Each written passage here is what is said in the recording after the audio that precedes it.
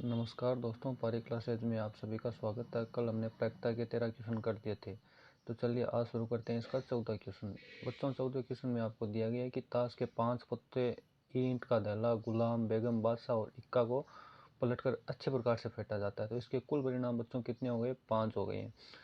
फिर इनमें से एक पत्ता यादृच्छा निकाला जाता है, यानी कि बिना देखे एक पत्ते को निकाल लिया जाता है। अब देखो अपने को किस किस की प्रायिकता निकालनी है। इसमें 2 क्वेश्चन दिए गए हैं बच्चों। पहले क्वेश्चन में इसने कहा है कि इसकी क्या प्रायिकता है कि यह पत्ता एक बेगम का होगा, तो सबसे पहले मैं लिखूंगा कुल परिणाम। कुल परिणाम लिख दूंगा। कुल परिणाम बच्चों कितने हैं? 5 है मेरे पास। कौन कौन से? एक तो ईंट का दहला है, एक गुलाम है, एक बेगम है, एक बादशाह है और एक हिक्का है। तो अपने को किसकी प्रायिकता ज्ञात करनी है? अपने को एक बेगम आने की प्रायिकता ज्ञात करनी है। बेगम देखो इन 5 पत्तों में केवल एक ही है, तो इसके अनुकूल परिणाम कितने हो जाएंगे बच्चों? इसके अनुकूल परिणाम हो जाएंगे 1। तो मैं लिखूंगा एक बेगम आने के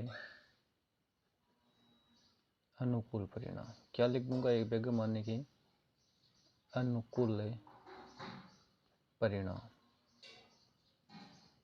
इन 500 पत्तों में बेगम कितनी है बच्चों? 1 है, तो अनुकूल परिणाम भी इसका कितना हो जाएगा? 1 हो जाएगा। अब मैं लिख दूंगा अभिष्ट प्रायिकता। प्रायिकता का सूत्र है अनुकूल परिणाम बटे कुल परिणाम। तो अनुकूल परिणाम है 1 और कुल परिणाम कितने हैं बच्चों? 5। तो इसकी प्रायिकता कितनी हो जाएगी बच्चों? 1/5 हो जाएगी।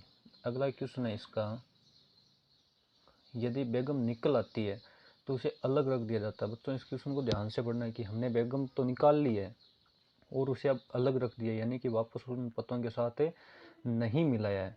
इसकी क्या प्रायिकता है कि दूसरा निकाला गया पत्ता एक इक्का होगा या फिर एक बेगम होगा। इसमें दूसरे में अपने को 2 क्वेश्चन फिर से पूछ लिए, लेकिन इस बार अपने को यह ध्यान में रहना चाहिए बच्चों के कुल परिणाम कितने होंगे। इसने वापस उस पत्ते को नहीं मिलाया, यानी कि बेगम एक बार निकलने के बाद उसको वापस उन पत्तों के साथ नहीं मिलाया, तो इसके अब कुल परिणाम कितने हो जाएंगे बच्चों? 4 ही रहेंगे। इसका ध्यान रखना आपको।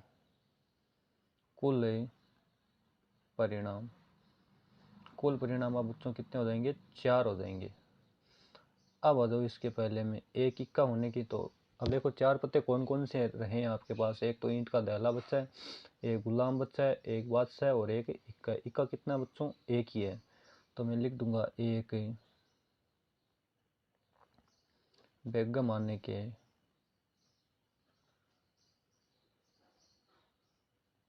अनुकूल परिणाम। अब देखो बच्चों बेगम नहीं, हाँ बेगम का पहले निकालो, कोई बात नहीं है, उससे कुछ लेना देना नहीं है, ठीक है। अब देखो बच्चों इसमें बेगम एक भी नहीं है ना, तो इसके अनुकूल परिणाम कितने हो जाएंगे? 0। तो इसकी अभिष्ट प्रायिकता कितनी होगी? अभिष्ट प्रायिकता,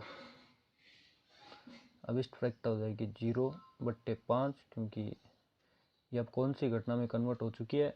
असंभव घटना में, क्योंकि अब बेगम का पत्ता ही नहीं है। तो इसकी प्रायिकता भी कितनी होगी बच्चों? 0 हो जाएगी। गलती से मैंने दूसरा क्वेश्चन पहले कर दिया, और चलिए कोई बात नहीं है, पहला क्वेश्चन हम बाद में कर लेंगे। यहाँ पे आपको बी लिख देना और यहाँ पे आपको ए लिख देना है।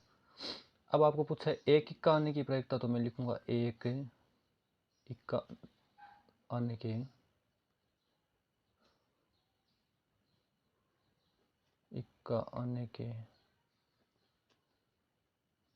अनुकूल परिणाम।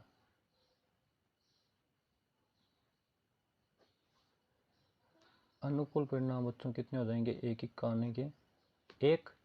तो इसकी अभिष्ट प्रायिकता कितनी होगी? अभिष्ट प्रायिकता। अब देखो बच्चों इसकी अभिष्ट प्रायिकता कितनी होगी? अनुकूल परिणाम बटे कुल परिणाम। लेकिन अब देखो ध्यान रखना कि कुल परिणाम अब कितने हैं? अब कुल परिणाम बच्चों 4 है, तो इसकी अभिष्ट प्रायिकता कितनी हो जाएगी? 1/4 हो जाएगी। इसका ध्यान रखना आपको। ऊपर भी मैंने गलती से बोल दिया था कि 0/5, वो 0/4 होगा, उसको 0/4 कर लेना है, ठीक है। तो इस प्रकार हमने